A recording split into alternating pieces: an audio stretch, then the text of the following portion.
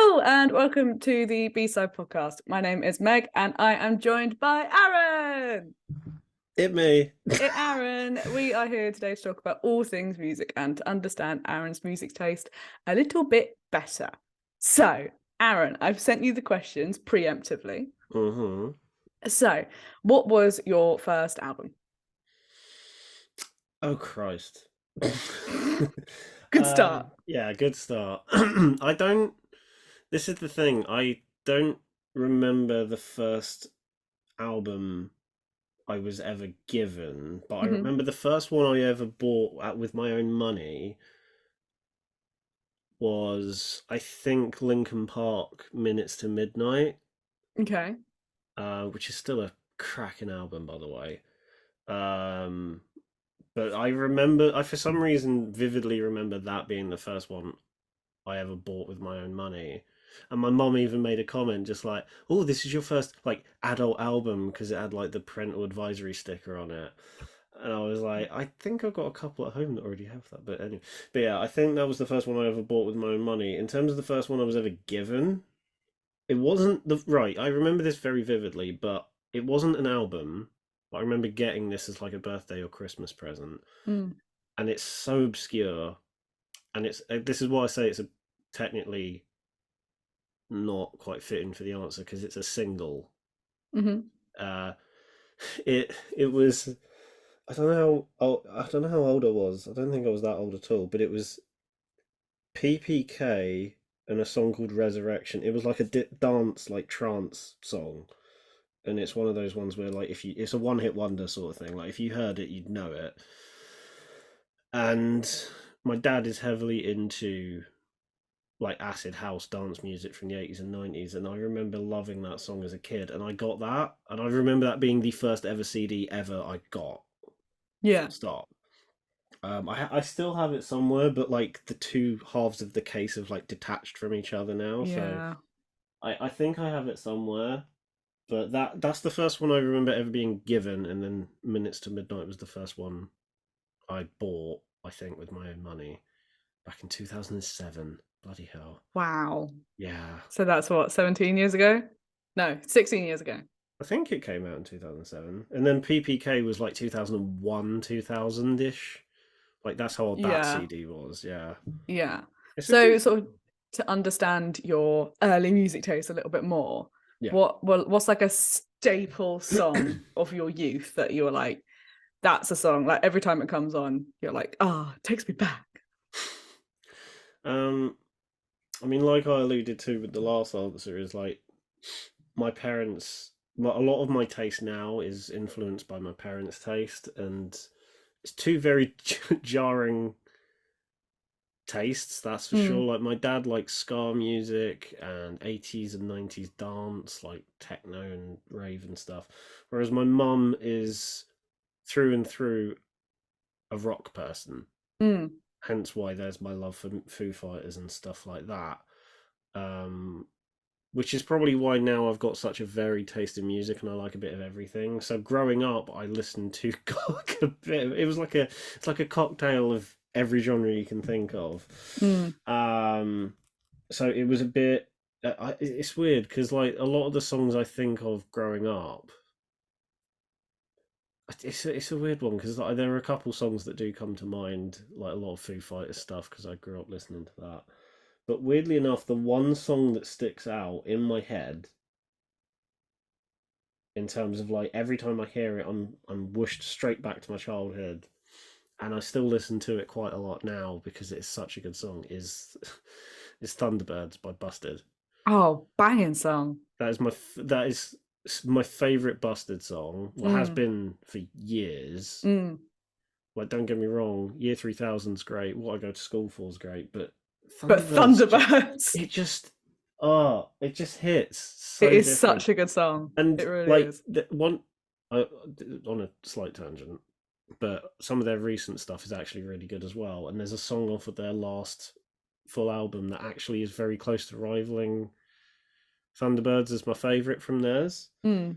But then I listen to Thunderbirds and I'm like, no, no, no, no, no, no. That's still No. the king. That's still the king. Thunderbirds is the one. It's such a good song. It's a really good song. Yeah, It's and one the of those film's ones good that you too. sort of forget about. It is a good film. Mm. It's one of those songs that you sort of forget about, and then we listen to it again. You're like, oh, man, Yeah. why did I I forget about this I song? mean, Meg knows this, but I've got a playlist on Spotify which is just titled Ultimate Nostalgia, and it's basically just stuff that I used to listen to from like my childhood in like the 2000s. Not all the songs are from the 2000s, it's just stuff I listened to back then. And every now and then I'll like just be minding my own business and then I'll be like, oh yeah, I forgot this song was a thing, and then I'll add it to the playlist to make sure I don't forget it. And at the top of the playlist is and always will be Thunderbirds, because Mm. that is like my go-to song from my childhood. And then every like, especially in the last few months, I'll just stick that song on for no reason because Good it's a song. banger. It's a good song. It's a great song. It's so good. So going from young Aaron, little Yep. Aaron, Little to baby boy baby Aaron. Aaron, to Aaron today, can you sort of give us like a brief sort of overview, like of the artists that you listen to that were like your favorites, and then how you got to where you are now? Just sort of like, have there been any continuous ones, or have there been ones that sort of like came up and went? There's my evolution with music has been a bit of a weird one because there's a lot of bands that have pretty much been there since the beginning, like Foo Fighters, Mm. like oh god, I'm blanking on bands now. I'm blank. I've completely gone blank. The Foo Fighters have always been the main one. Mm. Them and I guess to an extent Queens of the Stone Age, Yeah. because there was that point in the early 2000s where Dave Grohl became an honorary member of Queens of the Stone Age, so they kind of bled into two Mm. a little bit, and that sort of not 90s, 2000s alt rock sort of stuff is what kind of defined my childhood. I Yeah. guess White Stripes kind of comes into that too, Yeah. um, to an extent. And those have somehow stayed consistent as much as my taste has changed. I think as I've got older, I found more of an appreciation for different types of music. There are Mm. certain genres I still don't touch with a barge pole. Like very stereotypical country music doesn't do it for me. Like anything with like that slide guitar going meow, meow, meow, A like bit of that. Carrie Underwood. Yeah, well, this is the thing. Like, I don't mind a bit of Dolly Parton or Kenny Mm. Rogers, but then when you play like typical like slide guitar with someone going like that sort of thing just doesn't Okay, work for fair. me. Fair enough. But outside of country, other genres like electronic, hip hop, jazz, folk, all those other genres I have some bit of an appreciation for. And even it's like, this is why I said my taste has, in terms of its evolution, has been a bit weird, and I feel like I'm Mm. rambling my answer, No, but it's fine. it's a weird one to try and This is what the summarize. question's made for.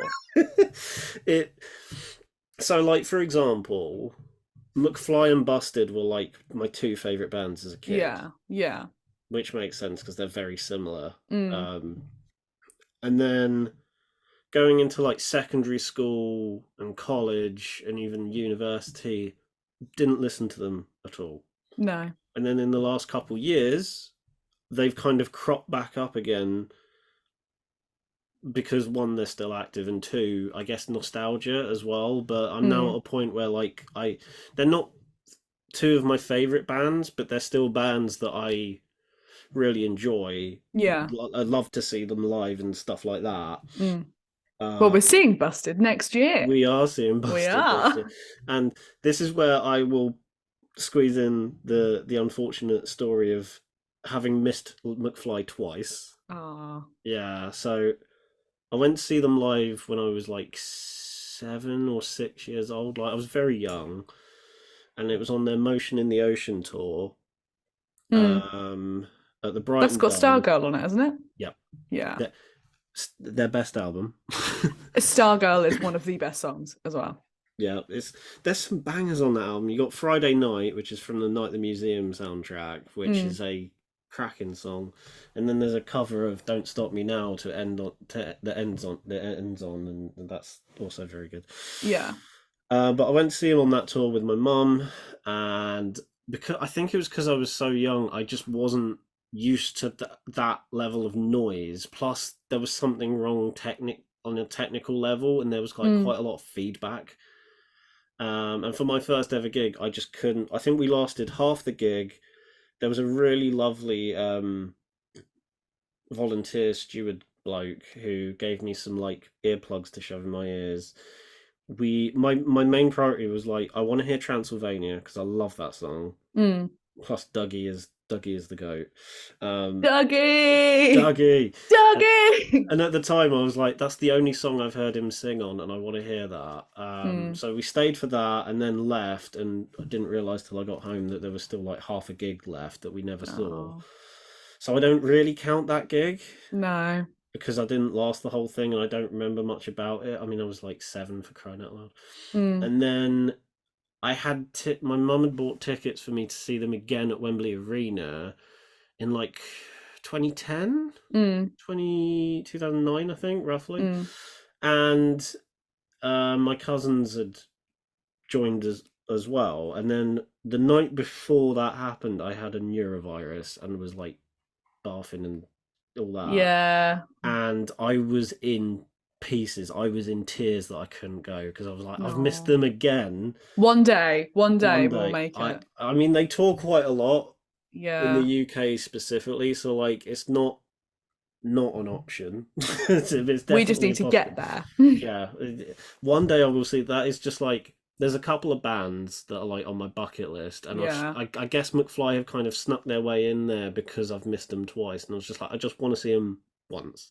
We will get there. So what's your music taste like now? um, so my music taste now is a bit all over the place. There was a Mm, phase during like secondary, specifically during secondary school and college, where I leaned more into like the indie stuff, like mm. was heavily into Arcade Fire at one point. I still am. They're still a very good band, despite the allegations against the lead singer. Yeah. Ooh. Oh. But their music is still great, Mm, nonetheless.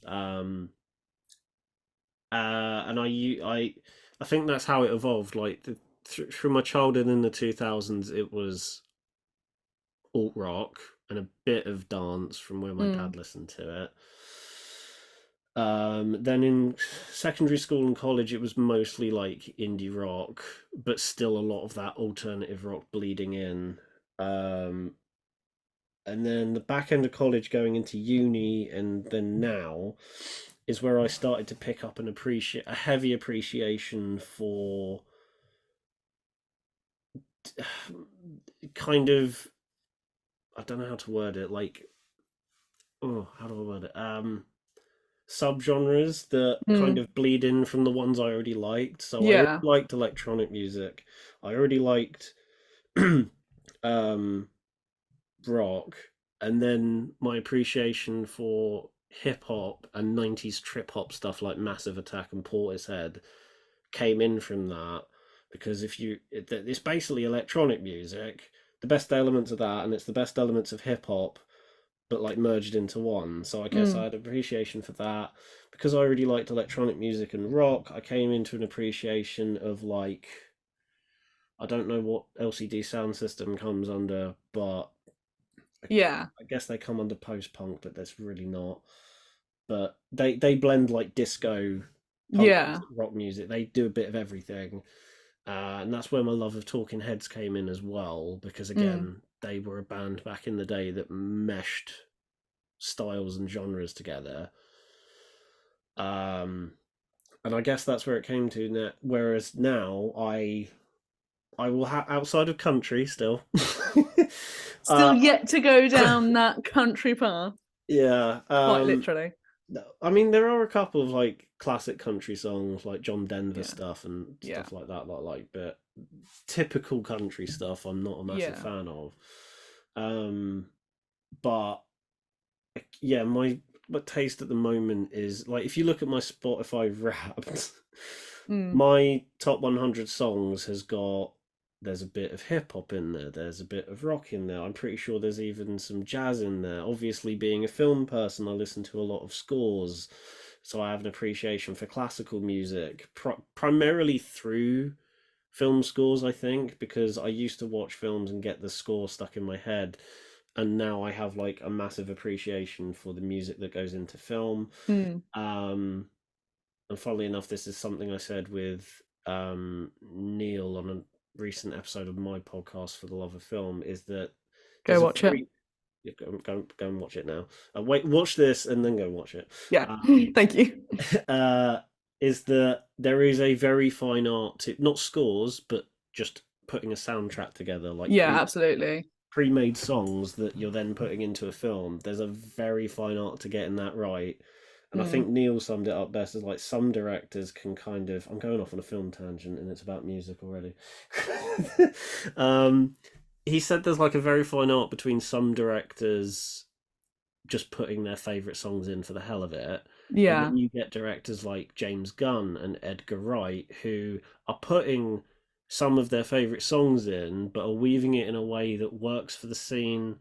And especially with Edgar Wright, if you've seen Baby Driver or Last Night in Soho or Mm. even The World's End, and Scott Pilgrim to an extent as well, is that like the song is one of his favorites and it's a great song, but he's melded it into the fabric of the film. Mm. Like especially Baby Driver is probably the best example. Like there's every song that appears, that scene is now being edited and pasted directly to that song, Yeah. and it is part of the structure of the film now. Um, so yeah, there is so that's probably where my um taste is currently at the moment. I have an appreciation for a bit of everything. Mm. I don't have a favorite. I mean, if I had to pick a favorite, it'd probably be standard just rock. Yeah. But yeah, I think also having stuff like Spotify and having everything be widely Yeah. available, it allows you to kind of go back and listen to the bands that influence the ones that you like. I mean, in the last couple of years, I've listened to a lot of Beatles, which I've Interesting. never really done before. Like, and No. obviously I know the classics, but they're probably one of my favorite older bands now. Mm. Like up there with Led Zeppelin and Fleetwood Mac, because I mean they're so influential, but they just got some really really fucking good songs in their They back have. catalog. They have. So yeah, at the moment I have an appreciation for everything, whereas like secondary school and college I had a bit of a snobby like I like indie and nothing else sort of mentality. I was That one of sounds like them. me in college. I was one of those kids, but I wasn't as like dicky about it. I was Mm. just like, I listen to Arcade Fire. What do you listen to? Oh, Beyonce. Oh, Ugh, Chainsmokers. oh God. But No, the I'm thing is, still. like in college, I was very much like a pop kid. Yeah. Like I was like, oh, I listened to Closer by Chainsmokers, and a bit of this and a bit of that. Mm, I mean, there was some Fall Out Boy and some Panic in there, so mm, Panic or some allegations there. yeah. Though I had some of that in Yeah. what I listened to, but I was like, oh, I like pop music, and then I discovered better music. I'm not saying Yeah. all pop music's bad, but I'm just Yeah. saying there's so much better music out I there. I think I was at my worst in that sense at Mm. college because I was still kind of discovering some artists Mm. during secondary school. Mm. And then college came along and I had like my set in my head, like, right, my favorite bands at the moment are Arcade Fire and I don't know, LCD Sound System, and very indie artists that if you knew your music you'd know them, but like to the Mm. typical normal general person they'd probably be Yeah. like, LCD, isn't that my TV? Yeah. Yeah. Oh, you don't know who they are, and then sort of like the sort of like There's an elitist thing. Like yeah. you don't mean to do it, and I look again. I wasn't that bad, Mm. but there was a certain mindset that I had back in college where I was like, I listen to these artists. They are incredible to me at the moment. if you listen to something that I would put as inferior, like I don't know, anything that's like mainstream, I'd be like, ugh. But Yeah. again, it wasn't extreme to the point where like, oh, I can understand. I could at least appreciate like, oh, if you like so and so, that's fair enough. But I'd Mm, still be like, but my bands are better than yours. yeah. Whereas, yeah, I was never like to an extreme where I was like, your taste in music is shit. I'd never berate anyone for No, their taste in no. music Because because music's quite a personal thing. yeah, It's very personal to each person. So I think it's important to yeah, be considerate of other people's music tastes. So exactly. currently we're going to learn a bit more about you now and your Hmm. favorites. So what are your current top 3 favorite artists slash bands slash music makers? We are the music masters. We make beats quicker than lightning. um, so I'm kind of gonna. I'm looking at my Spotify Wrapped just Mm. to see who was at the top this year. Would you say that was accurate of your To an favorites? extent, I Hmm. mean, you like Nothing But Thieves more than me, which is Right. Okay. which. Hold on. No, I want to Okay. stress. I So, want to stress that like I got Meg on to Nothing But Thieves, and yes, I you still did. really like them a lot. Like they are still they're easily one of the best like popular rock bands in the country, They like are. They're really without a good. doubt. But Right. they Also, can I just say quickly, I yeah, did know Amsterdam and Sorry mm, before I even knew you. yeah, But then I was like, oh no, it's not Chainsmokers. It's not this yeah. stuff that I listen to. And Mm. then when Moral Panic came out, which was just during COVID, I think, or just after COVID, you That's when sent we it to were both me. heavily on board with them by that point. I Yeah, think. Yeah. you sent it to me, and I was like, oh, I really like this. I like Mm, this a lot. mm, And then it's just sort of spiraled my absolute love of Nothing But Thieves. So to put it into perspective, my mm, total listening on Spotify was 88,000 minutes. mm. 47,000 of them was Nothing But Thieves, and I am in the top 0.001% of their listeners. We've seen them twice this year. I have like 3 Yeah. pieces of merch and Mm, nearly all of their vinyls. I'm getting the yeah. Broken Machine one for Christmas. Yeah. But yeah, right. I love Nothing But Thieves. Mm. What are your top 3 favorite Right. artists? That's why I wanted to just explain that is because like my top three artists according to Spotify Rap this year were the 1975, Queens of the Stone Age, and Nothing But Thieves. Two of those I would say are accurate. Like I, especially in the last couple years, have found a new appreciation for Queens of the Stone Age. I've always loved them as a band, but Mm, like delving into the deep cuts on their albums and all of their back catalogue, they are probably like don't get me wrong, I love Foo Fighters, I love Nothing But Thieves, I love Green Day, I love all these other bands. Queens of the Stone Age are possibly the most consistent, yeah. tightest rock band still going around today. Mhm. Like when I saw them live last month, I was just fascinated watching each band member because they. I said this to our friend Ollie, who is also in Mm, a band. Like, you're just like I usually do that at gigs. I kind of examine the stage and I'm like, okay, who's doing what's happening. mm. But watching Queens of the Stone Age work is fascinating because they're such a tight knit unit and they sound so. They're one of the few bands I've seen live that sound exactly like how they do in the studio Yeah. recording. The same can also be said about 1975 to an extent, but there's a Yeah. certain different experience from seeing them live because, I mean, you were there when we both saw Yeah. them. It feels like a massive party a little bit. It does, and it felt because we saw them at Finsbury Park. Mm, It was really we had a really good time. They were really mm, good live, and it's performance art. yeah, It really is, and I think that's the first show I've been to that I've seen more performance art than actually a concert. yep, I would say. I mean, it's still a good show and it's a good concert and it's yeah, great, but there are so many bits to it. It's incredibly meta at mm, points. Like yeah, at the end, they bring on a steak and he eats a bit of the raw steak and and then then walked through a TV. does those Yeah, push-ups and then crawls into a TV and yeah. that's it. it I feel like with the 1975, you don't like the I guess the beauty of their gigs is like you can go for one of two things. You can go to listen to for the classics, or you're there for like the meta artsy Mm, side of it.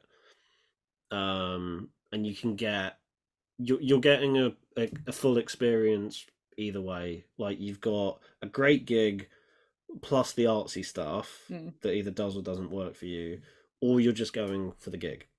Yeah. And you're getting both really like some of the artsy bits still don't make sense, but No. like the fact that they're trying to God, this sounds really pretentious. They're trying to push the boundaries of what's capable at a live show. Ooh. Oh God, I Yeah, felt but I think it's so independent of them yeah, as artists. So we'll circle back to the question. yeah. Top three artists. So 1975, Queens of Stone Age, and Nothing But Thieves. Not necessarily in that order, or would you say they're your Right, top this is three? what I was going to say because Nothing But Thieves would probably be like fourth or fifth because my go-to answer if someone asked me what is my favorite band is Radiohead Okay. because I view Queens of the Stone Age and Radiohead very similarly because like of course I love the music and they've got some cracking albums behind in their back catalogue, but just listening to the complexity of how it works and like all the little details and shit, Yeah. like that's what makes Radiohead so re-listenable. Mm. So like if I put them in a top three, it would be Radiohead, Queens, and then 75. Oh, interesting. Okay. Because again, 1975, they've got bangers in their back catalogue. There's Mm. also the intricate aspects of some of their stuff where like you could just pick apart the lyrics or the production of their stuff for Mm. days. Um, Plus they've just got some really good songs. And that's kind of my default thing for like why I love all three of those bands in Okay. particular. It's not to say that Nothing But Thieves don't do that, but I feel like those three bands specifically do it to such a perfectionist degree Yeah. that like every time I listen to Radiohead or Queens for example, I, I pick up on a new detail every time. Yeah.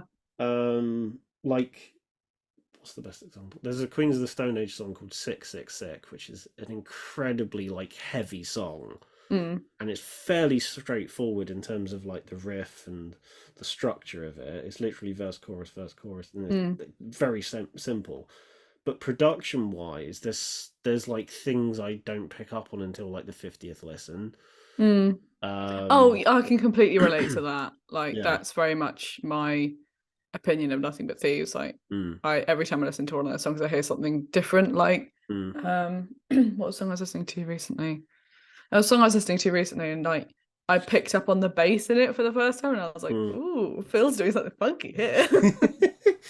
Yeah, I think because again, out of my top three, 1975 do it a fair bit, especially Mm, when they experiment with like the ambient bits in between the songs and stuff like that, which they mm, do quite a lot on I Like It When You Sleep.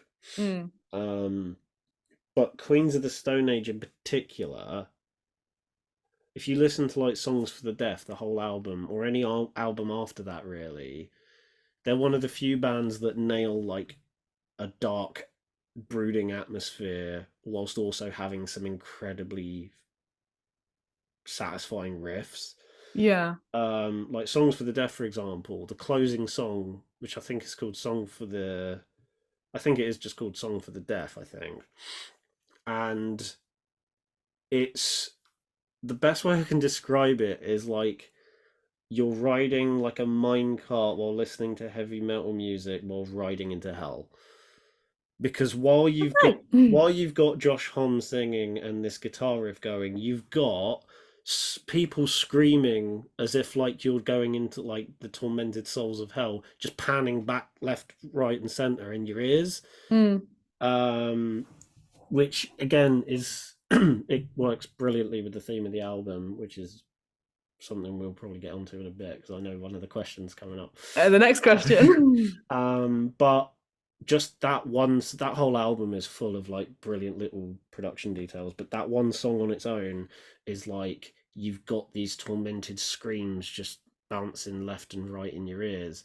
You've got these little like whirring guitar sounds in the background that sound like otherworldly. Mm. You've got they're probably the best at doing it because Okay. again they seamlessly create like a dark, brooding tone. Mm. Whereas like other bands, when they try and attempt that, it's like, oh, we're trying to be moody, and it just comes across like it's a bit like cigarettes after sex. Well, like Okay, I think then we need to yeah, fill them in on this. So when we went to see the 1975, the support act before they came on was Cigarettes After Sex, there were like and 4 or 5 other bands as well. It wasn't just them. yeah, it was like a lot of bands. But Yeah. Cigarettes After Sex, we felt personally, our opinion, that a lot of their songs sounded the same, and it was they did like zero crowd interaction, and it was just sort of like, Yeah. Because they like there was played, nothing to it. so they were like 5 songs in, Mm, and I think I even turned to you and were like, are they still on the previous one, or have they played a new one? Because it yeah. sounded the exact fucking same. Because the only song of theirs that I knew before going in was Apocalypse. And I was Yeah. like, oh, I think this is it. No, it's not. I think this is it. No, it's not. And it was the last song Yeah. that they played because they do sound similar, and that is just our opinion on it. Yeah. But yeah. So moving on to the next Hmm. question. What are your current top 3 albums? Right. Let me get Music Board up because I have a list on there of my albums. My list on, for those of you that don't know, by the way, there is a website called Music Board, which is like the letterbox for music, and it is so satisfying to use. And for those of you who don't know, Letterbox is the film version of Music Yeah. Board. Okay, yeah. And Letterbox is where you log films and make lists and shit. That's um and I love Music Board because it is basically just a version of that. I have a list on here of my 50 favorite albums of all time. Yeah. And I every now and then, every couple of months, I go into it because I like might be listening to another album more than I used to than over another one. And some of the albums in the middle will like Mm. rearrange. The top 10 has not changed for a long time. Okay. So what are your current top 3? Top 3, from 3 to 2, and again, sometimes 3 and 4 swap. So this Yeah. it depends what day you ask me on. Yeah. So for context, the fourth one that keeps getting swapped out is Arcade Fire's Neon Bible, Okay. because I think it's their best album and it's bloody brilliant. So currently at the third space is In Color by Jamie XX, which is one of Okay. the best electronic albums of the last decade. Hmm. Like it's so good. It's a satisfying listen Yeah. on so many. I think the one song that doesn't work for me is There's Gonna Be Good Times, because the whole album is like this blissful, like you feel your soul lifting kind of electronic music with immaculate production and occasional vocals. Mm. And then There's Gonna Be Good Times is a straight up rap song, and Yeah. it's the second to last song on the album, and it kind of ruins the flow right before you get a banger of an ending. Mm. And it's like, okay, weird. Yeah. Plus the lyrical content of what the guy's rapping about just ruins it as well. I won't go into detail because it's not nice, but it's just like, why is this here? Yeah. The instrumental in the song is great, but when he Yeah. starts rapping, it's like, and it's heavily Uh, auto-tuned rapping too, mm. which is not my cup of tea. So outside of that one song, which I always kind of go, one day I like it, and then the next day I'm like, oh god, I'm gonna skip it. Mm. In Color is an immaculate album. Outside of that, 2 is Songs for the Deaf by Queens of the Stone Age, and then number 1 is In Rainbows by Radiohead, and that has Yeah. been my favorite album of all time for a long time, Mm. because there will just be a day when I feel like listening to the whole thing from start to finish, and it is one of very few albums that I think there is not a bad song on it at all. Yeah. Like, I personally think Flawless. it's flawless from start to finish, and even any issues I do have with it are very minor, Mm. because I can just listen to the whole thing from track 1 to the end and just get lost in it a little bit. Mm. Plus the production again is like immaculate. Yeah. I'm going to Yeah. throw in an extra question here. Okay. What has been a standout album this year? Because at filming this, it's December 23. So, Okay. what's been like a standout album for you this year that you either didn't expect to like as much as you do, or that you thought, damn, that's good? Okay. Because that's one thing you haven't asked me is like what are my favorite albums of the year. Nope. So I will. I think 'cause I knew a couple of them, Yeah. but So yeah, what's like a standout album this year for you? oh, that's tricky because there have been a lot of good albums this year. That have.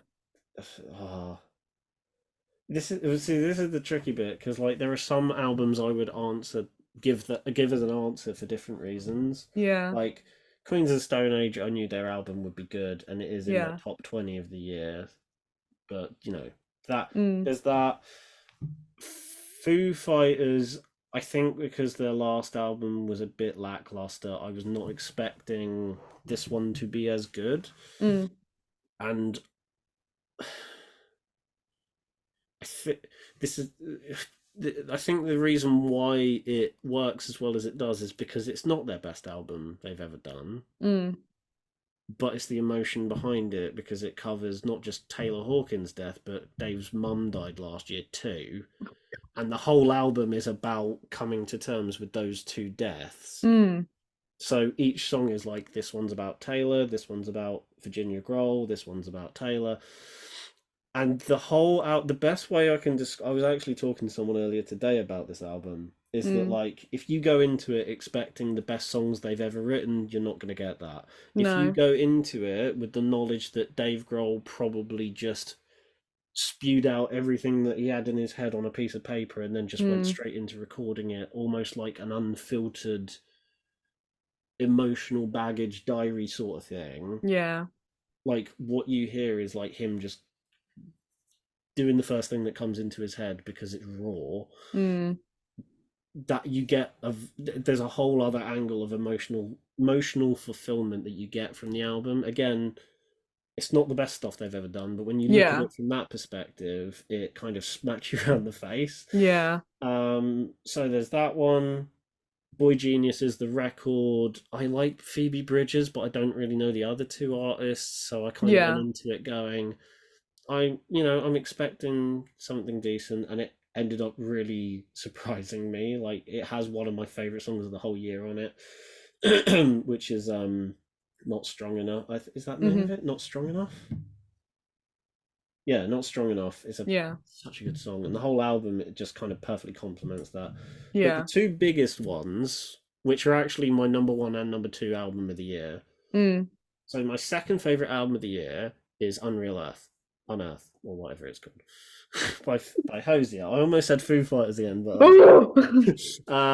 because don't get me wrong, Meg knows this. I like Hosier. So do I. I know that. Understatement of the century.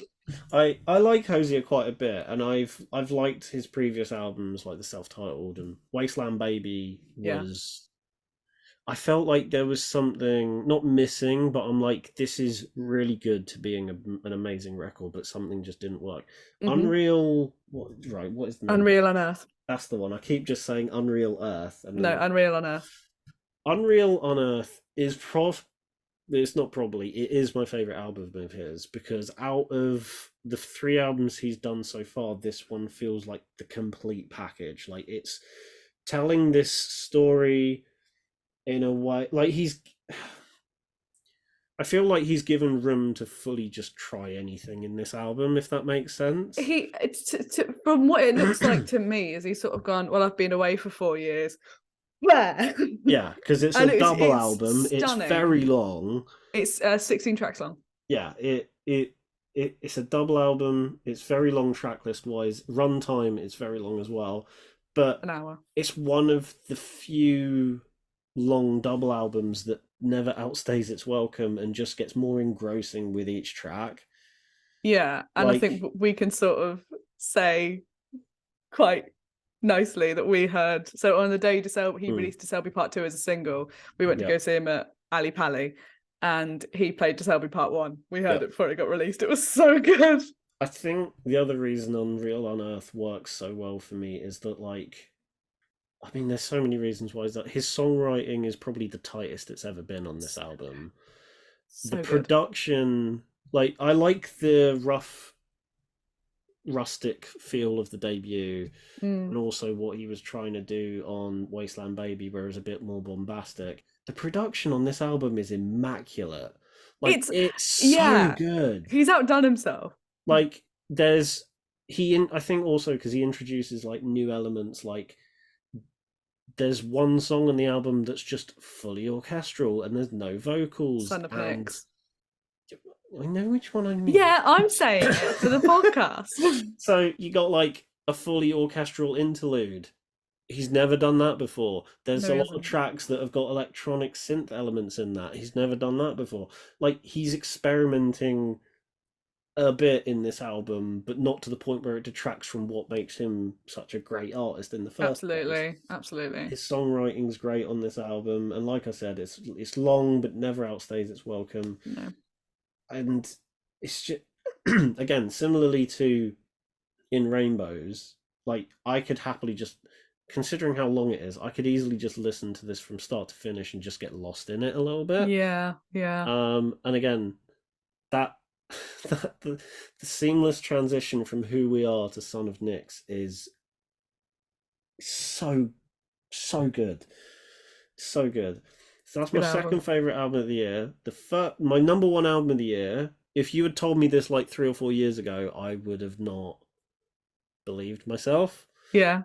But it's This Is Why by Paramore, Interesting. Okay. because before this year, I like Paramore quite a bit. Like some of their songs from back in the day still slap. Absolutely. But I think because I can be a bit hit and miss with pop punk, because like I like Yeah. Green Day, I like My Chemical Romance, but then other bands in that same genre, I'm a bit like. And Yeah. Paramore were one of those bands where like I appreciate what they're doing, but like I wouldn't go out of my way to listen to them outside of like some singles like The Only Exception or Misery Business and that stuff, that sort of stuff. Or by the way, Decode from Twilight. Oh, that's such a good song. Sorry. Such a good song.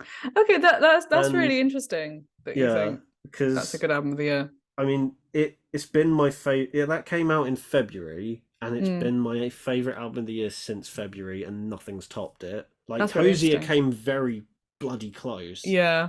but where with Hosier's album, there's like one or two songs that I'm, depending on what mood I'm in, I might skip. This Is Why, full again, an In Rainbows situation. I will listen to it from front to back Mm, and love the whole thing. Um, and I know some people weren't massive on the album because it detracted from their usual pop punk sound. I like it because of that. yeah. This is Paramore being a bit different while doing what they do best.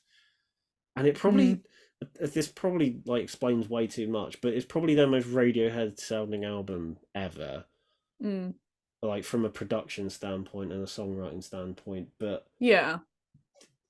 there's so much I love about the album. Obviously, the production's great. Hayley Williams' vocals and songwriting is at its best. Mm, But the one aspect I always keep coming back to is Zach's drumming, because it is mm, some of the best drumming I've ever heard on a rock album ever. mm. Like, I could just spend a whole episode just talking about Zach's drumming on the album. It's I mean, I might get you so back good. on and we'll just talk about Paramore for an Yeah. episode. Yeah, Yeah, I will happily come on just to talk about specific artists. If you want to do like an hour long thing talking about Foo absolutely. Fighters or Radiohead or something, I will do that. Absolutely. We'll Easily. make that happen. So what's like, this is a bit of a random question. I remember when I asked you it initially, you're a bit like, oh, I don't Okay. know.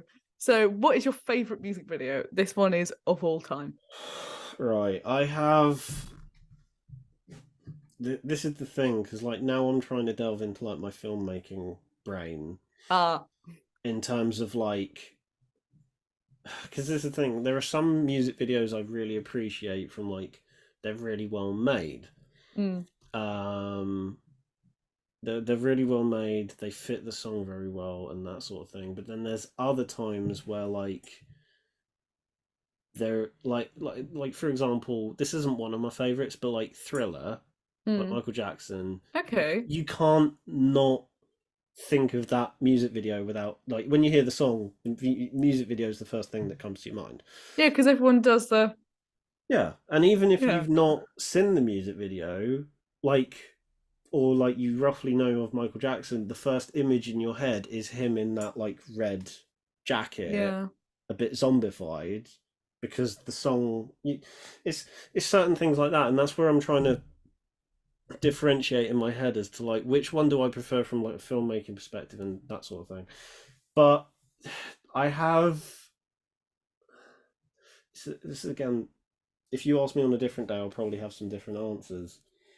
But there's three that have come straight to my top of my head, and whereas with You all the can other only pick one. right, so whereas with all the other questions, I knew what I was going to say. This one, I'm kind of thinking it on the spot. Yeah. So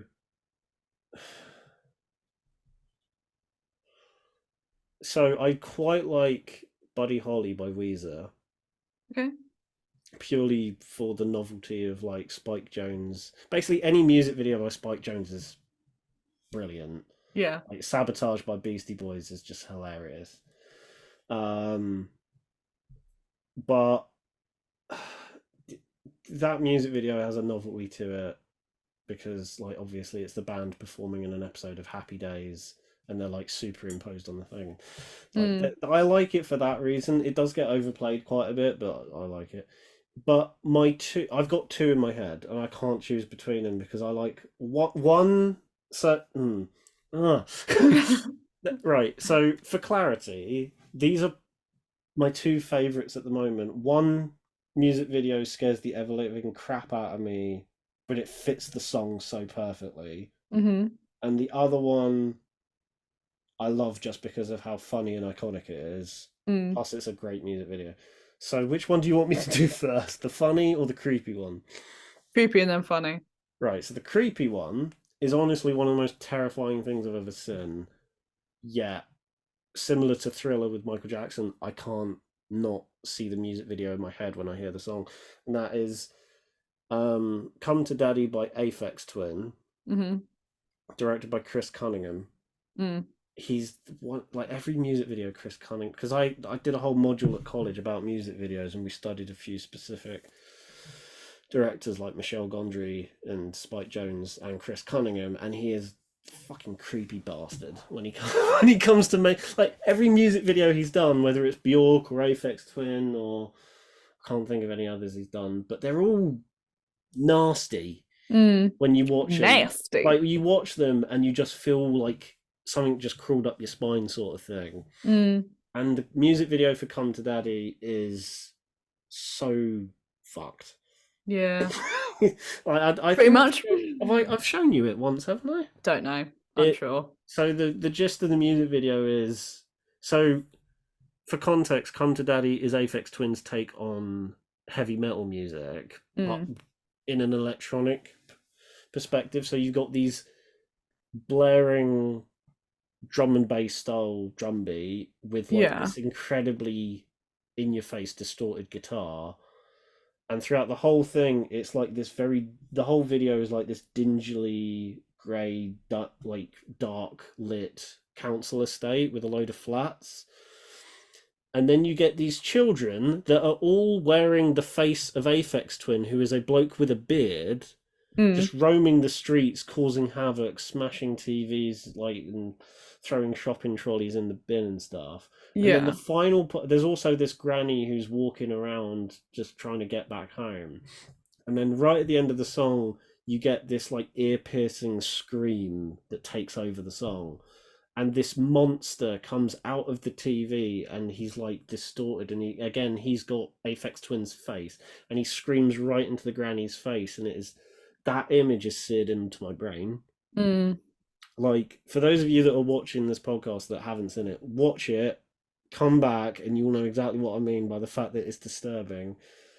So what's the funny music video? The funny one is Learn to Fly by Foo Fighters, which is, out of any music video, I've probably watched the most because it's got endless rewatchability. The song's great. You've got each of the band members playing different characters. Tenacious D make a cameo at one point. It's just an iconic video. And I think that probably might be my favourite because it is. Like, very rarely do I. Like, if I want to listen to a song, I'll just listen to the song. Whereas with Learn to Fly, there have been quite a few times where I'll be like, if I'm going to listen to the song, I kind of need to want to watch the video. Yeah. Because it's so good and because it's so iconic and it's still bloody funny. It's stupid in places. But funny. It's bloody funny. Please tell me you've said that. I think I might have. I cannot say with clarity. I know the one Foo Fighters video I definitely have seen is Pretender. Foo Fighters are always very good at music videos. Yeah. I mean, so are Don Broco. There is Come Out to LA is hilarious.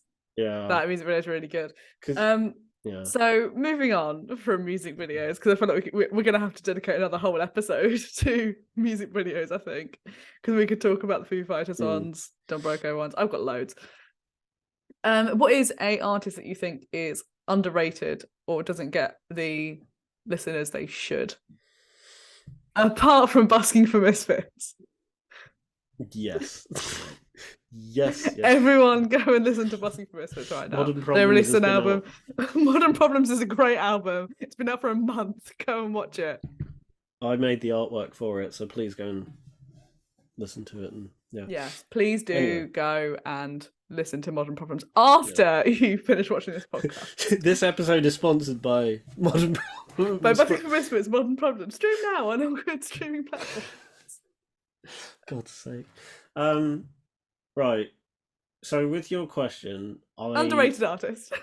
There was one artist that shot straight to the front of my head. But then another one cropped in terms of like a modern artist that's still like on the rise. So the modern one is Victoria Canal. Oh, like yes. She is so good. She hasn't released an album yet, but she's released a couple of incredible EPs. We saw her live supporting Hosier at Alexandra Palace. We cried. Oh my god. So I knew about Victoria Canal before we saw her because I heard her play Swan Song on Jules Holland. It was either earlier in the year or it might have even been back end of last year. And I was just so entranced by that. I was like, as soon as I saw her on the support list, I'm like, Meg, we're in for a treat. And then then I saw Testy Brothers and I was like, Aaron, we're in for a treat. So it was quite a weird one because we knew of. That's the first time I think I've actually gone to a gig and like, well, you knew one support and I knew the other, so we both know what the other one's going to be in for. And Testy Brothers surprised me quite a bit because that sort of music is not my go-to. No, they're really good. Live, they're really good. Anyway, Victoria Canal, it's like, again, because she hasn't released an album yet, there is that potential for her to be massive. Absolutely. And in terms of a modern artist, I feel like she has the most potential. Absolutely. Because she makes these beautiful songs. She's got an incredible voice. And she's got a lot. I mean, she knows quite a lot of people anyway. Like, she's mates with Hosier. She knows Ross from the 1975, who I think did the production on her recent EP. Yeah. She knows John Hopkins for somehow. I don't even know that connection, but to be honest, I think she's going places. She's so good. Plus, and I didn't realize this until I looked at her Instagram because I follow her on Instagram. I don't know if it was like a primetime Emmy or something, but she's been nominated for one because she was in like a mini series acting. Oh, like she's recently just been nominated for like an Emmy or something. I can't remember what award it was, but I'm like, fucking go on, go on, girl, go on, girl. So in terms of a modern artist, she kind of cropped in at the last minute. But my go-to, as soon as you raise the question, is Ben Howard. Oh, absolutely. Which is the problem is his most recent stuff hasn't been as good as I forget where we were. So this is a tricky one because, like, most people our age probably are aware of him because. I watched this fascinating video that dived into his career. Because he kind of with his debut album alone, he skyrocketed to number 1 and won a Mm. shitload of Brit Awards. And I think at the time I was like, "Who the fuck's Ben Howard, and how's he just won over Adele? Like, I don't. Who are you?" Um, Really quickly, yeah, on constant loop in my head yeah, is Wolves by Ben Howard. yeah, But the only bit of it is in my head is "Ooh." yeah, yeah. I get that stuck in my head. And Just when I'm drunk, it's even worse. there have been points where I'll just be like getting on with work, and I'll be like, "Woo."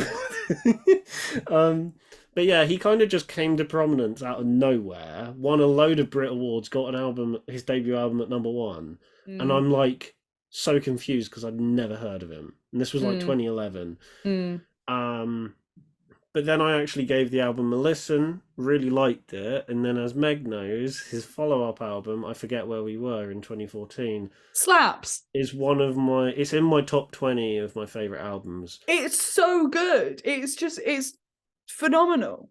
I go It's back to it frequently, and every single song on it. like There's not a song on it that I don't like. you know what I was saying earlier about like some bands trying to do a Queens of the Stone Age and trying to make their songs and albums sound moody and Mm. atmospheric but not quite succeeding. I Forget Where We Were is probably one of the only non-Queens exceptions in terms of like Ben, even production wise, he doesn't really do much. It's just soaked in reverb and delay and stuff. And another thing, the cover art Yeah, of that album suits the album, which yeah, I know sounds so stupid in some yeah, capacities. But have you ever just looked at an album and thought, I don't think the cover art matches the set list? But yeah, like this, it's yeah. so good. And Even like to an since extent, then, it's his just been debut as good. well. Even to an extent, Oh his yeah, debut is like absolutely. the image of him swimming on a bright sunny day perfectly fits songs like Wolves or Mm, Only Love and stuff like that. such good But then songs. the second one is just like, oh, you look at the album cover and you're like, this is going to be a personal, like heartbreaking listen. What's And your then you favorite song from that album? really, one of my favorite songs of his, and one of my favorite songs of all time is "End of the Affair." Oh yeah, of course it is because you played it It's on Jules Holland and you sent me the link. right. I so he, Mine's In Dreams. that is a banger of a song Mm, as well. But "End of the Affair," like don't get me wrong, the whole album's great, but that one song is one that I come back to a lot. It's mm, 7 minutes, and it's just him just pouring his heart out, and the climax of that song is still gives me goosebumps. mm, Whether it's the studio version, the version he did on Jules Holland is painful to watch in like a you're just breathtaking sense, mm, because I didn't realize this when he recorded it, but like every live version he just screams into the guitar, mm, and it just adds an extra layer of like, Christ, this man is broken. And again, emotional. his Glastonbury performance from that same year, again, it doesn't have the same like intimate intensity as the Jules Holland performance, but Mm. in terms of like really nailing that climax at the end, it just works. And that video I watched explaining his career, I found it really fascinating because every album since the debut has done Mm. like worse in terms of like performance Mm. in the charts and stuff. And Mm. his albums since I Forget Where We Were, some of them are all right. He hasn't quite hit that peak again in terms of the songwriting. But I didn't know this, but a couple of years ago he had a mini stroke. He was just sitting out. I think this was after songs from the Whiteout or something. The one where it's like him in front of a white sheet, just sitting there in like a field. Damn. It's a black and white album, and he was just sitting there in his back garden, looking at the looking up at like the sun coming through the trees, and then like I can't remember exactly what happened. I'll try and find the video and send you Yeah, link link it. to it. But he just kind of had a mini stroke and lost like a couple minutes or something of like where he can't quite remember. No, it was like very early onset dementia a little bit. It Whoa. wasn't a stroke. It was like halfway in between where like he didn't have a full stroke and it wasn't quite like a heart attack or something. But like it was very early signs of like, oh Christ, he might have Alzheimer's. and his newest album, which is not awful, but it's okay, is about that. Like, Mm. I think as soon as he had that, he's like, right, I'm gonna get back onto writing songs before my brain fully goes. Wow. Luckily, he I didn't hasn't know gone. that. He hasn't gone yet, but there is one track on the album. I can't remember which one it is, but it's like an interlude, Mm. and that song on its own is meant to be like the sonic equivalent of what he mentally felt like when he had that mini brain thing. I'm gonna have to give that album a listen now. Yeah, it's an Okay, alright album. It's not his best, but it's good. It's for what it yeah. is. So underrated artists for you would be Victoria Canal and Ben Howard. That's Yeah, interesting. yeah. I think both are pretty good I think answers. Ben Howard deserves more recognition than he gets because outside of that big peak when his debut came out, no one Mm, really talks about him anymore. no. And even though he hasn't made a great album since I Forget Where We Were, he's still like a great artist nonetheless. And I Oh, think he doesn't get absolutely. a lot. I think that's why he's underrated in my opinion. He just Mm. deserves more recognition than he gets, and I feel like for British singer songwriter who's a white male with a guitar, he gets overshadowed by people like James Bay and Ed Sheeran and all that, who are in a Do similar. not do not diss James Bay. No, no, no. I like James Bay quite a bit, but he, at the time he came to prominence and then Mm. dipped in prominence as well, other people like James Bay and Yeah, you yeah, know I can understand that. insert white heterosexual bloke from the UK with an acoustic With guitar. slightly raspy cursive Yeah, voice. yeah, that like they kind of British overtook in French. Ah! popularity, and then the more they gained popularity, like James Bay's the only one I can think of at the moment, but like they took off, and then Ben Howard just like went into obscurity a little bit, and I feel really Yeah, bad because I'm like, yeah, his albums are still not as great as they used to be, but like, he's don't still good. forget, yeah, don't forget about him because But he's then still good. I would also argue the same with James Bay. Like he had the height of his career Mm, with I can't remember what his debut's called. Um, but that song, that yeah. album, and then he sort of dipped, and then I only came across him again. I think when he released, I want to say it's Pink Lemonade, but I don't know. Although he has been And Chew on My Heart. Compared to Ben Howard, who's like been fairly consistent with releases. From my perspective, James Bay's been a bit quiet. He Like he's, actually hasn't. He went on tour with Illuminate. and that just proves my point. Okay, James Bay's the third one, I guess. I mean, could it be?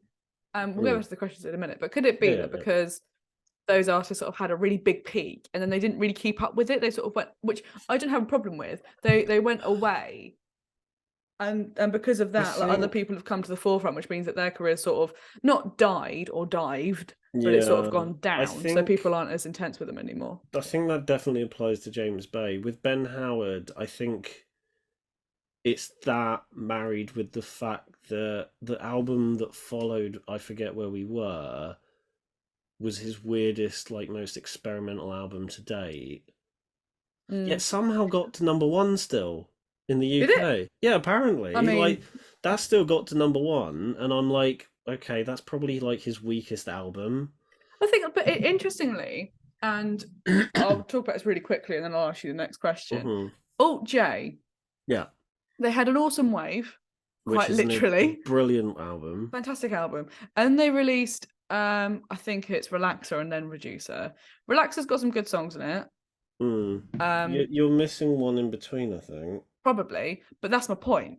Yeah, there And is. then they released another album, and then they released, I'm pretty sure, in is it In Dreams? The Yeah, The Dream, The Dream. Dream, which is my favorite Alt J Right. album. So I completely get what you mean in that because an awesome wave. I mean, they won the bloody Mercury Prize for that album, very Did they? deservedly. Yeah, they Yeah, won it's the a great Mercury album. Prize for it, and I'm like, yeah, that deserves it. I There were really a love lot that of great album. albums in 2011, and then they Mm. released "This Is All Yours," which had like "Left Hand Free" on it, and Which some. is a good song. That was them at their And peak, and then like yeah. "Relaxer" came out, and I really don't like "Relaxer" as an album. Is that the one that's got It's got like a really terrible. 3WW? Yeah, and it's got an awful cover of House of the Rising Sun on it. Yeah. I like 3WW, and I Mm. like In Cold Blood is a fantastic song. It starts off as a good album, and then the more it goes on, I was just falling asleep listening to it. Yeah, but Um, The Dream is a fantastic album. yeah, the Dream, like I wasn't crazy about it, but it reminded me why I liked them in the first place, Yeah, it's like and they've kind gone of, back yeah, to they went that back sort to of, their yeah. roots, and I was like, this is a lot better than Relaxer. Why didn't you just make this as your third album? So we're going to talk about concerts now. Yeah. We've been to quite a few this year together, and in the Tell me years, about it. I think I've been to 7 total this year, and only 2 of them were without you. Yeah, I've been to like, You've been to like 9. yeah, 8 or 9, I think. It's been Yeah. relentless. There was one point in November where I went to three, technically 4 gigs in 1 week, and I was Yeah. like shot to shit by the end of it. So what has been I'm gonna say what's been your best concert this year? Okay. For some reason, when you asked me this question, I was presuming you meant of all time. I mean, the one of all time. Oh, I had it written down. Lost it. I mean, my favorite Favorite concert. concert? Christ, my favorite concert this year isn't. I mean, as we spoke about this the other day, but my favorite concert from this year has now become my favorite concert. Full stop. Mm. And it's no surprise, it's Queens of the Stone Age at the Yeah.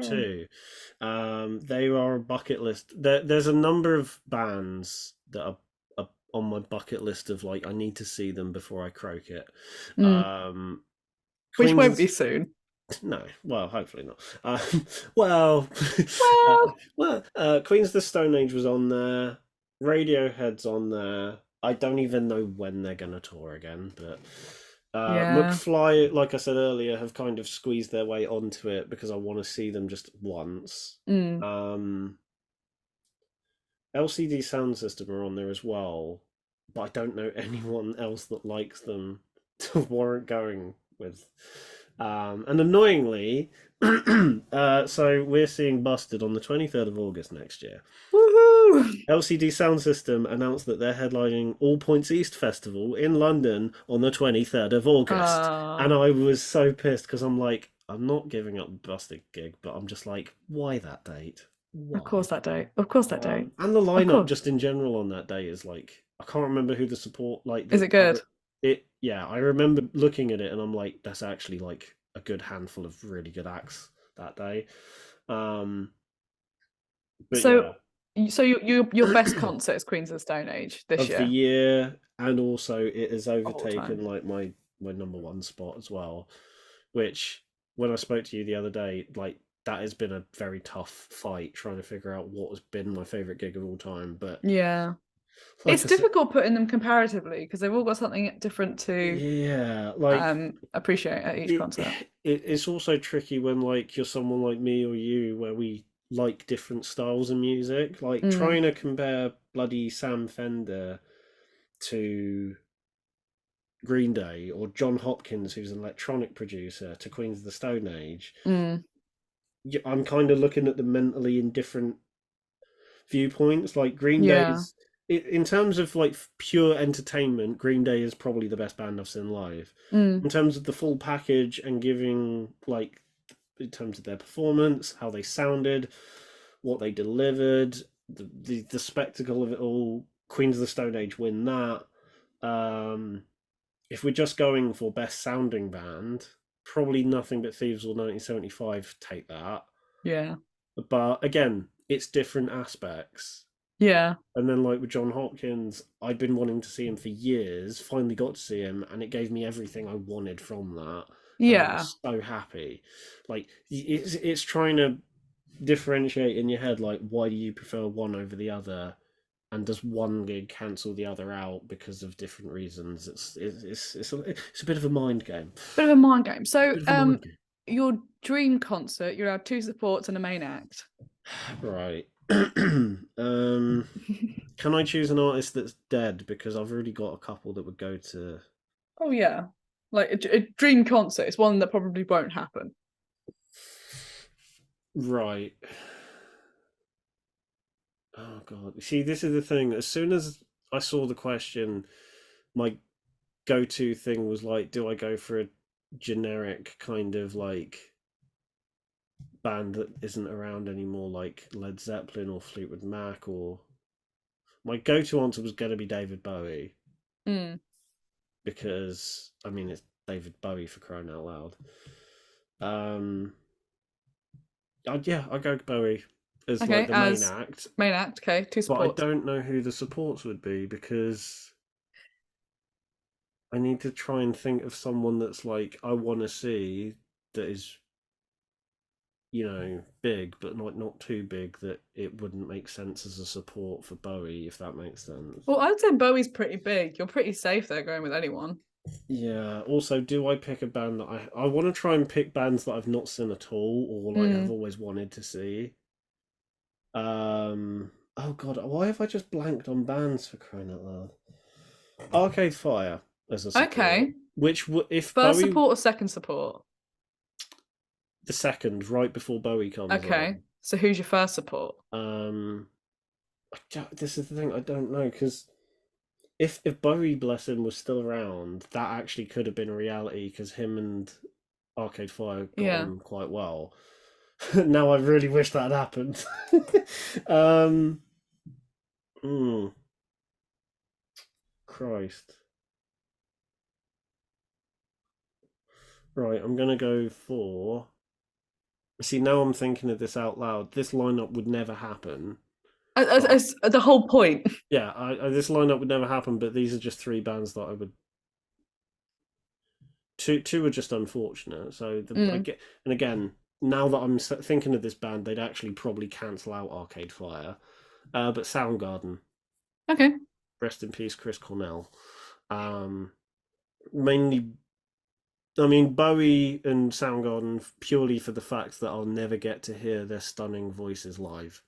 Mm. Because Chris Cornell's voice, he has he is one of my favorite singers in the whole of rock. Mm. Because I mean, you just need to listen to Black Hole Sun or his Bond theme for Casino Royale. Oh, I love that one. Yeah, like his voice is it's gritty and rough, but it's so good.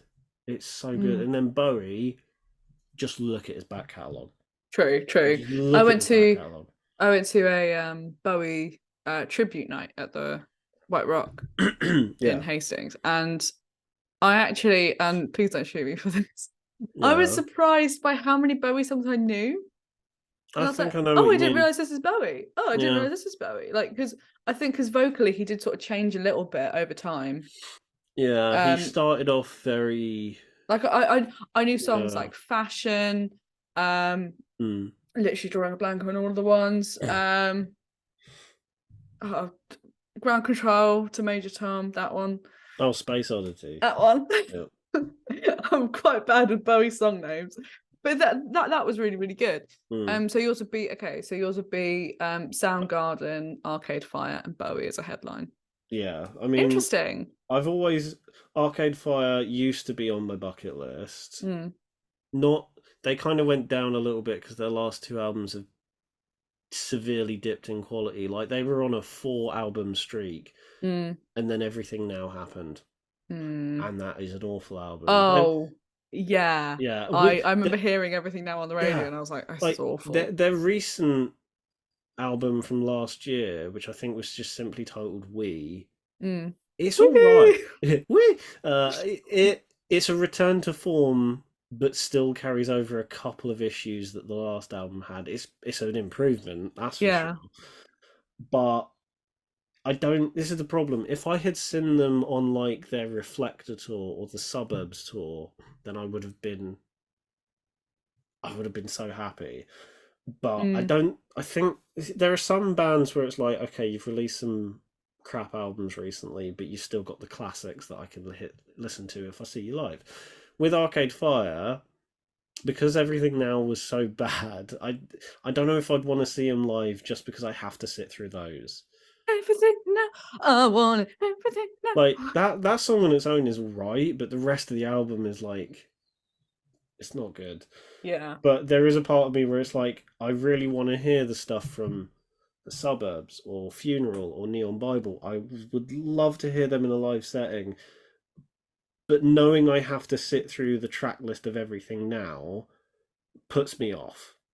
I think that's not necessarily in terms of not liking the songs, but I think in terms of having to sit through songs that you don't entire like having. Sorry, let me rephrase that whole thing I know again. what you mean. I think I know what you mean. Like wanting to see an artist's earlier track. Yeah. So when we went to see Nothing But Thieves at Wembley recently, Yeah. we were talking in the car on the way up, like we'd love to hear them play. They don't do it anymore, but we'd love to hear them play like Neon Brother or like 6 Billion or Hostage or stuff like that. Yeah. And then they played Lover Please Stay, which made me cry. Oh, by the way, going like very briefly going back to the music video question, the music video for If I Get High Stunning. is so good. I mean, it's got RJ Mitty in it from Breaking Bad, which is already a plus in my book. It was but very good. It's such a moving music video. So good. So, last and final question is: if you could spend 24 hours with any artist or band, who would it be and why? Like just in their company. You would you would hang out for an entire 24 hours. Like you'd like meet them at like 10 o'clock in the morning. You'd have like a whole day with them. Then you'd like, I don't know, stay in like a big Airbnb house if it's a big band or something. And then at 10 a.m. the next day you'd leave. You see, this is the thing. I've got different artists in my head for different reasons. Like first artist. So like, this is the thing. Like, I could go for Foo Fighters because like that would be a dream to meet Dave Grohl, and like, you know, Nate Mendel and Chris Shiflett and all that. But then at the same time, someone like Hosier, for example, because I know he's just a genuinely down to earth, lovely person. He is. So it's trying to differentiate that. It's like, do I want to see Foo Fighters because they're like, I idolize them a little bit, or do I see Hosier because I know he's just a lovely person? And I think my answer will be, because it's kind of straight down the middle, would be McFly. That's such a good one. I didn't think of that. That's really good. Seeing this purely is going off of seeing the footage of them and their recent tour. Is they're just 4 lads having fun. Yeah. And they all seem genuinely down to earth, lovely lads. Big kids. Yeah, like I feel like I could just have a fucking laugh with them. Yeah, that's a really good answer. But also, I feel like each of them I could have like a different conversation with about different things. Like Dougie, I could have a funny conversation with. Tom would probably be like the down to earth one. You could have like a heart to heart. Maybe. I was still thinking like I talked about Star Wars and Doctor Who. Yeah, I feel like I'd get that from Tom actually. Yeah. Yeah, you would. And then Harry.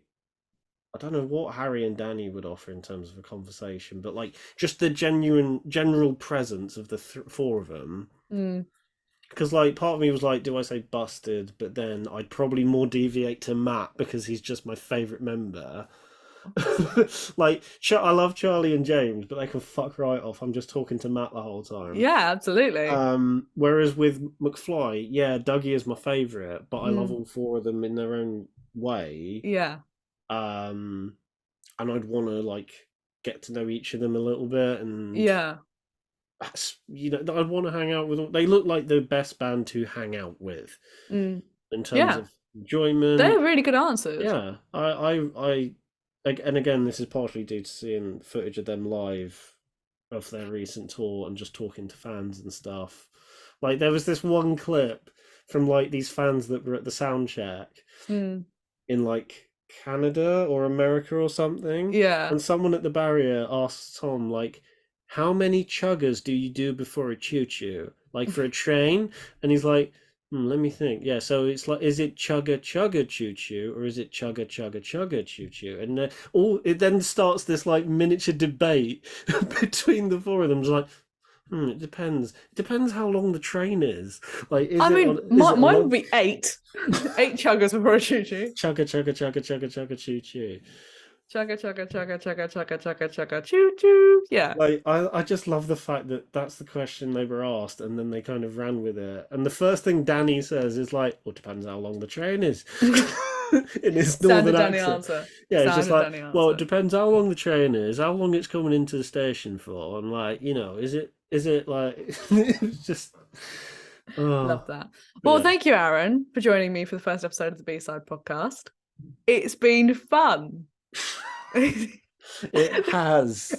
I mean, this is pretty much what we do anyway. We just talk about music anyway. But it's good to get your opinion on like Mm, that I playing McFly for 24 hours. That'd be pretty good. yeah, I'm so glad you brought me onto this because I'm always the film guy. Not a lot of people realize unless it's brought up in a conversation that like music is. I love music as much as I love film, Mm, but I never get the right outlet to talk about that on. yeah. So having a chance to gush about music the same way I do about film is a relief's not the right word. You know what I mean. It's Yeah. nice to talk about the other thing I like, other than just being like. Don't get me wrong, I love talking about film, but sometimes I just want to talk about Foo Fighters or Yeah. McFly or John Hopkins or stuff like Yeah. that, and I don't want to just talk about film the whole time. And Yeah. I think I, the yeah, reason why I got you on first is because like you have massively um encouraged me to listen to more artists than just the sort of pop stuff I was to originally. There's nothing wrong with pop. I will say that, like mm, Harry Styles and all that.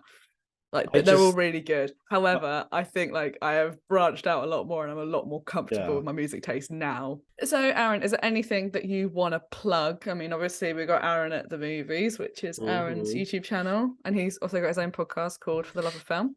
Yep. So is there anything else you want to plug? Well, you've just done the work for me. Yeah. um, yeah, I have a YouTube channel called Aaron at the Movies. It's now literally the other day hit 1.1K. Ooh, Yeah, congratulations. it was stuck at 1.09 for a while, like for a month or two, and then like I just looked at my channel and was like, oh, it's at 1.100, 1,100 Woohoo. So thousand subscribers. So there's that. I have a podcast on there. I write film reviews and stuff for the Cinematique sometimes. And the only other thing I really want to plug, depending when this episode comes out, so the trailer might have already come out for it, but I have a feature-length documentary coming out, which still sounds fucking nuts to say. But yeah, depending when this comes out, whether it's before the trailer's dropped or something, there is a documentary coming out that I've worked very hard on. I've directed it. I'm the camera operator on it. I fully edited the whole thing myself from scratch, which again is Aaron is incredibly talented. nuts. It's an hour and 12 minutes, and I won't say much else other than it's about Buskin for Misfits, who is the band that our friend Ollie is in. And it's about them making their debut album, Modern Problems. Which we recommend that you go and listen to on Yeah. Spotify and all good streaming platforms. If you watch the film, make sure you listen to Modern Problems first so you know the songs, then watch the film and you'll get a greater appreciation for both in the process. They are a very good band. So And Aaron, last question, and Yep. then we will say goodbye. Do you have a single song to recommend to whoever's watching this?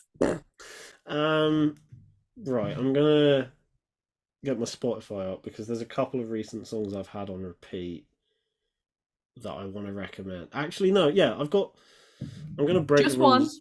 Oh fuck! Just 'Cause one. There's two songs that I feel like Just haven't one. been. Okay, my honourable mention then. Just one. um. Just one. So right, the one I'm gonna recommend Mm-hmm. is "Leader of the Pack" by Wonder Horse. Mm-hmm. Didn't know who the fuck they were until like a couple days ago when it just came up on my Spotify DJ thing. And DJ.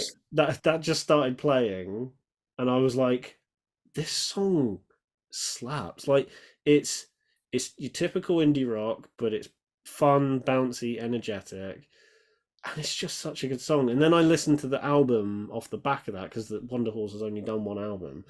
Listen to the album off the back of it. The whole album's really good. It's very stripped back and simple, but it's good. But yeah, that's the song I'm recommending is Leader of the Pack by Wonder Horse. The other one I was going to say is Could You Help Me by Lucy Rose, because that song is also a fucking jam. Okay, go and listen to one of those two songs. And I also recommend that you go listen to Let Me Down Easy by Gang of Youths, because that one is on repeat at the minute because it's so good. When you Right, well, when thank you you. suggested that song, I thought it was a cover of a Stranglers song with the same name, but I listened to it and was like, No, oh, it's not. it's so like, do you know what I mean? It's got a mm. little shoulder shimmy to it. Well, thank you for joining me, Aaron, for the first episode of the podcast. And I'm sure I'll have you back and we'll talk about music videos and stuff in more detail. Thanks for watching the B-Side Podcast. Join me next time when I'll have another guest on and ask them the same questions and get different answers. Bye. Bye.